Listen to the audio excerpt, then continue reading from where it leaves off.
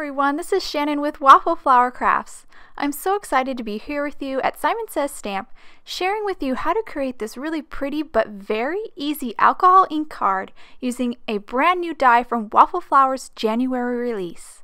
To start, I have a piece of Yupo paper. I cut this down from a sheet that was 9 by 12, so this panel is actually 4.5 by 6, so a little bit bigger than your A2 panel. I'm going to start by placing some blending solution over the surface of the Yupo paper. Then I'll move to my first alcohol ink color. This is citrus. I'm just going to place some random drops of this citrus color over the paper. Then I'll move to my next color. This is stream, a really pretty teal color, and again, just placing them randomly over the surface. Then I'll move to this really pretty purple magenta color really, and that's wild plum, and then finish up with the red. This is watermelon.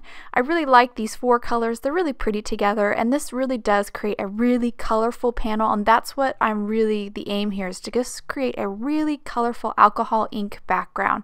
I did add some little bit more of the blending solution to just make the colors a little bit more irregular, not so just like the pure teal or the pure magenta, just kind of make it a little bit more irregular. And then I added a little bit more ink here and there, and once I'm done, I'll heat set this panel with my heat gun just to solidify all those ink colors.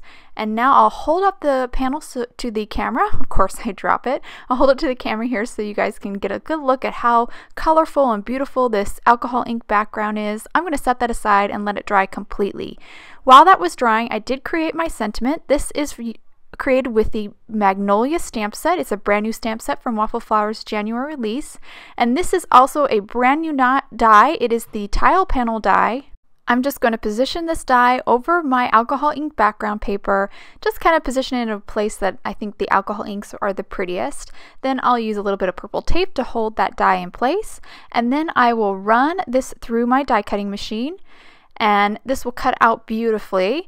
You'll see here, so I ran it through. Now I'm just going to remove the tape here and carefully remove the die, making sure to keep and not lose any of those little triangle negative pieces because we're going to need to pop those all back in later. So I went ahead and cut a piece of white scrap paper to fit behind the panels, and the panel is 5¼ by 4 inches.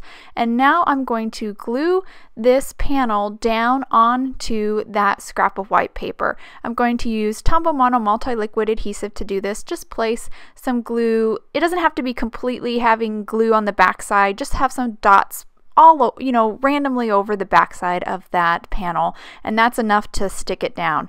Now I'm going to fill in all these negative spaces in the die with those little negative pieces, those little triangle pieces that we made sure to not lose earlier. The only trick here is I am being careful and kind of placing pieces that will create a lot of contrast. So if there's a teal section, I want to make sure that I don't put another teal triangle piece right there. I just want to have a lot of contrast because the contrast will help that tile pattern to kind of pop, and you'll see it a little bit more vividly because this is definitely very busy. There's lots of colors here, but by simply creating that contrast, you'll still get a pretty good sense of the tile background or the tile panel.